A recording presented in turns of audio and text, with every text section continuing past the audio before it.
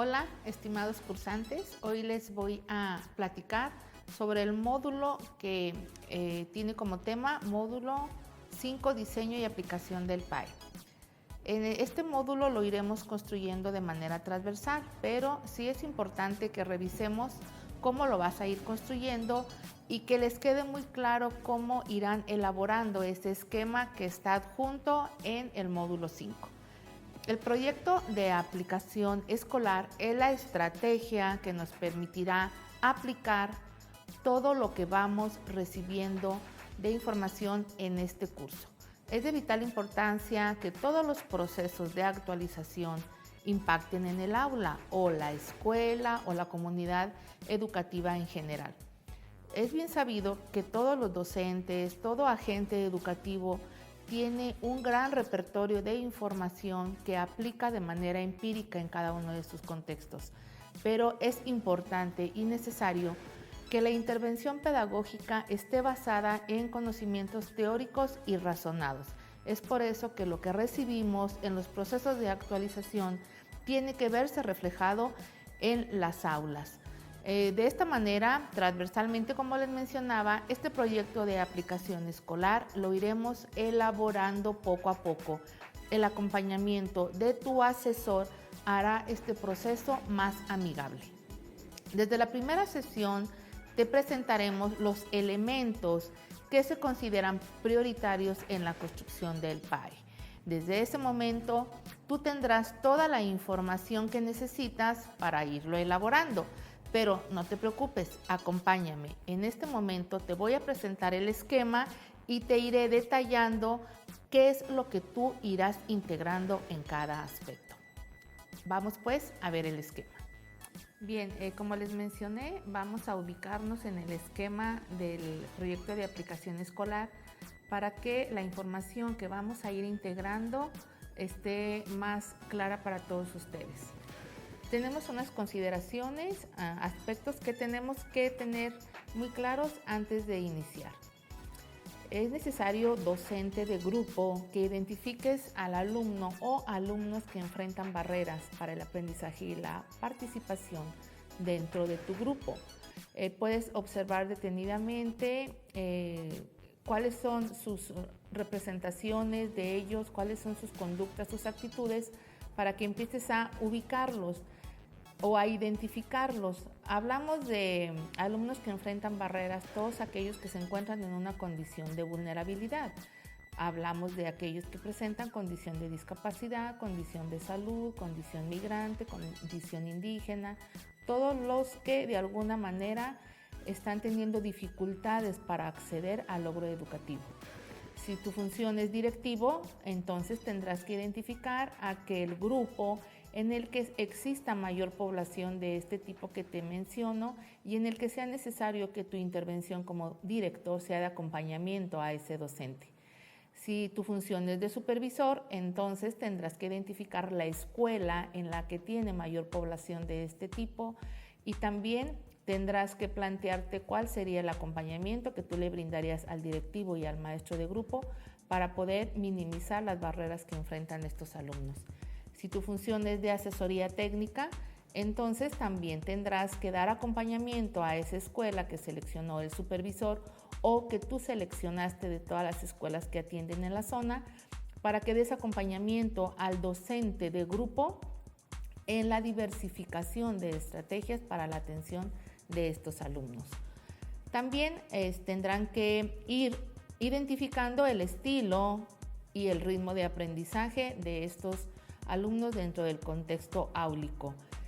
También tendrás que aplicar una evaluación docente que te permite identificar la competencia curricular de tus alumnos o alumnos que vas a identificar para poder elaborar sobre ellos el plan de intervención. Si tienes en tu escuela un equipo de UTSAER, entonces tendrás que establecer una vinculación muy cercana con ellos, puesto que ellos te brindarán información más detallada de aquellos alumnos que se encuentran en condición de discapacidad. Para esto, la información que ellos han recabado a lo largo del ciclo escolar te será de mucha utilidad en la caracterización de estos alumnos. Y bueno, vamos a ubicarnos ahora en el esquema que viene adjunto en su módulo. Ustedes lo ubican, al inicio hablamos de un diagnóstico inicial en el que vamos a plasmar información general al principio sobre el grupo que ustedes atienden. Obviamente pues tendrás que poner el grado, tercero, cuarto, quinto, la fecha en la que estamos iniciando este curso. La estadística se refiere a toda la parte numérica de tu grupo. Ahí tendrás que plasmar cuántos alumnos integra tu grupo, de qué edades son, cuántos son del sexo femenino, masculino, de una manera muy general. Y luego en el siguiente recuadro nos vamos a la evaluación inicial de la competencia curricular. Yo te decía que como docente tú tienes instrumentos, pruebas estandarizadas o pruebas que tú elaboras para poder identificar ese nivel de competencia curricular de tus alumnos. Aquí vas a plasmar de manera muy general cuál es esa competencia de tu grupo en general y específicamente de aquellos alumnos que se encuentran en condición de vulnerabilidad. Tendrás que acotar cuál es ese nivel de maduración en cuanto a los aprendizajes de esa población que ya identificaste. Me refiero a la población de discapacidad, de salud, de migrantes, de indígenas, toda aquella población que se encuentra en riesgo. Más abajo nos vamos a los estilos y ritmos de aprendizaje. Tú previamente tuviste que haber aplicado algún test que te permite identificar estos estilos y ritmos de aprendizaje.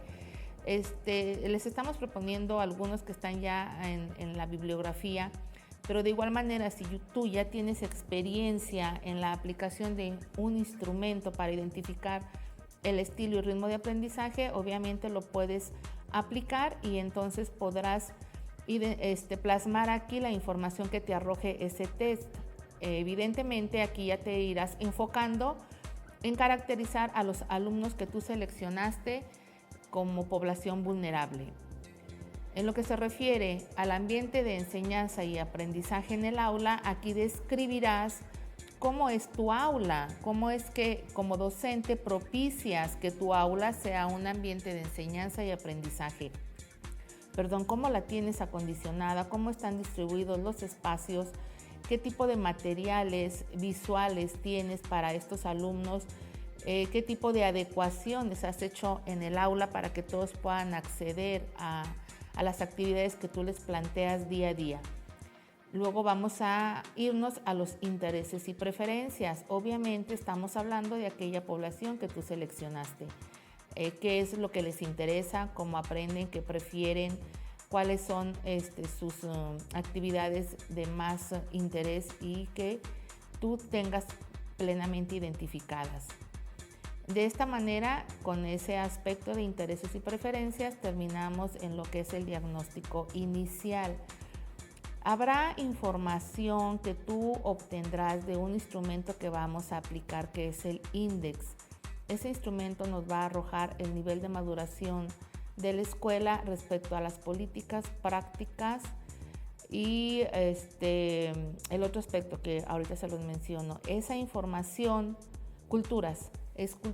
Vas a tratar de integrarla después de los intereses y preferencias. Es importante que esa información sea plasmada aquí en el diagnóstico, puesto que nos va a direccionar mucho en cómo tendremos como colectivo que ir minimizando esas barreras. Luego nos vamos a ir al reporte del diagnóstico del aula. Aquí ya básicamente vamos a identificar las barreras que están presentes tanto en el aula como en la escuela. Y para esto, desde tu criterio y con la experiencia que tienes de trabajo en esa institución, tú pudieras hablar de aquellos factores que están obstaculizando el aprendizaje y la participación de los alumnos y luego enfocarte en esos factores que están presentes en el aula.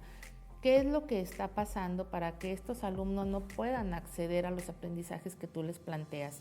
¿Cuáles son esas barreras para el aprendizaje y la participación que están presentes en ese espacio educativo? Posteriormente, más debajo de este esquema, vamos a ir en un cuadro identificando las barreras para que te sea más fácil describirlas. Aquí evidentemente alumnos que enfrentan VAP, pues vas a volver a mencionar los que tú ya identificaste. ¿Y cuáles factores favorecen? Porque así como hay barreras, también hay factores que favorecen el aprendizaje. Dentro de esos factores, ¿cuáles identificas? ¿Cuáles están presentes en tu práctica cotidiana y cuáles están presentes en la dinámica de todo el colectivo escolar? ¿Qué es lo que hacen como escuela para que se favorezca el aprendizaje y la participación de todos los alumnos que asisten día a día a ese espacio educativo? Igual, ¿cuáles estrategias como escuela han implementado para eliminar o minimizar las barreras? Miren, como les comentaba, este formato que ahora les estoy presentando nos va a dar mucha información para poder detectar esas barreras. Si empezamos con los alumnos que están presentes en tu grupo con discapacidad, con TDAH, con problemas de conducta, aprendizaje, aptitudes sobresalientes, problemas de lenguaje y comunicación, por llamar a algunos, porque aquí estamos hablando de discapacidad y de trastornos. Falta mencionar aquellos alumnos que se encuentran en condición de salud, en condición de migrantes, en condición indígena, en condición de a lo mejor de un contexto cultural muy escaso, muy debilitado. Por lo tanto, también ellos están siendo afectados en el alcance y en el logro educativo y también son una población vulnerable. Si nos vamos a los indicadores actitudinales, pues ahí tú vas a observar las prácticas que realizan en el día a día en ese ciclo escolar, cómo es que están presentes en ocasiones en ese contexto escolar. También estamos observando ahí las condiciones que propician la inclusión de los alumnos. Como escuela realizan alguna acción, siempre, a veces o nunca. Si tú también supones a lo mejor o creen como escuela que los alumnos con discapacidad estuvieran mejor atendidos en una escuela de educación especial, ustedes como escuela fomentan el ingreso o permanencia de alumnos en condición de discapacidad o de otra condición de vulnerabilidad. A la vez ustedes propician que todos los alumnos concluyan su formación. Todo esto nos habla de una posible barrera actitudinal que pudiera estar presente en esa institución educativa. Bien, continuamos con los indicadores metodológicos, que son los que se refieren a lo que el docente tiene que realizar en su planeación o en la organización de sus aprendizajes para poder trabajar con todos los alumnos y realizar una atención diferenciada. Y luego nos vamos a los indicadores organizativos, que nos hablan de todo lo que la escuela tiene que realizar para vincularse, para decidir, para la toma de decisiones y de cómo enfrentarían la población que está en riesgo para que estos puedan acceder al logro educativo. Los indicadores sociales nos hablan de los agentes que están presentes en esta comunidad educativa y que también tienen un peso en la participación. Hablamos de los padres de familia, del Consejo Escolar de Participación Social y todo lo que tiene que ver con el apoyo que ellos brindan. Toda esta información que tú vas a ir registrando de alguna manera te da insumos para que lo puedas plasmar en tu proyecto en la parte del diagnóstico. Una vez que terminas la parte de tu diagnóstico con toda esta información, entonces podrás tomar decisiones sobre la planeación que vas a realizar para trabajar con estos alumnos. Es importante que tú sepas que la planeación didáctica tendrá que ser diversificada, puesto que vas a atender a alumnos que se encuentran en un logro educativo o en un logro de maduración muy por debajo de la media de tu grupo. Entonces el aprendizaje que tú diseñes para el grupo en general obviamente no tendrá alcance con ellos, por lo que tienes que hacer una diversificación en tu intervención para que ellos puedan acceder. Este formato que te presentamos pues tiene aspectos muy generales, como tú lo puedes ver en la parte de arriba, fecha, nombre de tu escuela, el grado, la asignatura, el bloque, el periodo, los organizadores curriculares, el aprendizaje esperado, el contenido y en el número de sesiones. Aquí sí es importante que sean 3 sesiones para que podamos observar realmente un logro en la implementación de las actividades. Y bueno, entonces aquí te estamos pidiendo que desarrolles una secuencia didáctica con actividades de inicio, de desarrollo y de cierre. Si yo te pido 3 sesiones, pues tendrás que poner 3 actividades de este tipo para que abarquen las 3 sesiones que estamos solicitando. Ahí también vas a describir cómo vas a evaluar estas actividades, cómo observarás tú si se está logrando, ¿no?, el aprendizaje que tú diseñaste y qué tipo de evidencias son las que pudieran hablar de ese logro. Vas a aplicar alguna lista de cotejo, alguna rúbrica, esa sería la evidencia, alguna fotografía. Las fotografías no son únicamente la única evidencia de aprendizaje, también podemos integrar alguna lista de cotejo o alguna tarea que tú hayas revisado y donde se observe el avance que el alumno ha tenido al respecto. Los recursos, estamos hablando pues de todos aquellos materiales didácticos que sean necesarios en la implementación de estas actividades, y los ajustes razonables, obviamente se tiene que observar la diferenciación que tú haces con los alumnos que se encuentran en riesgo. Si es un alumno con discapacidad intelectual, entonces el ajuste que tú hagas a la actividad tendrá que ser muy significativa y tendrá que verse plasmada en este recuadro. Esta secuencia didáctica, esta planeación diversificada, recuerda que la vas a aplicar en 3 sesiones. Tú te organizas para aplicarla, ya sea lunes, miércoles y viernes, martes, jueves y el lunes de la siguiente semana. Eso será a tu criterio. Cuando ya terminas de aplicar tu planeación, entonces pudiéramos hacer el siguiente aspecto, que es el análisis, pero me faltó mencionarte que cada aspecto que tú vayas construyendo lo tendrás que enviar a tu asesor para que él pueda revisar y te regrese alguna observación o alguna retroalimentación. Ahí en la plataforma te da la opción de enviar el producto, el asesor lo revisa, lo retroalimenta, te lo regresa y tú vas a observar esas indicaciones. Es necesario que tú borres ese archivo antes de enviar el siguiente para que se pueda observar la información que tú vas agregando. Si hay una duda cuando llegues a ese punto, el asesor te irá clarificando cómo será el envío de este archivo. Y por último, te voy a mostrar los aspectos que vamos a revisar para que tú hagas un análisis de tu intervención.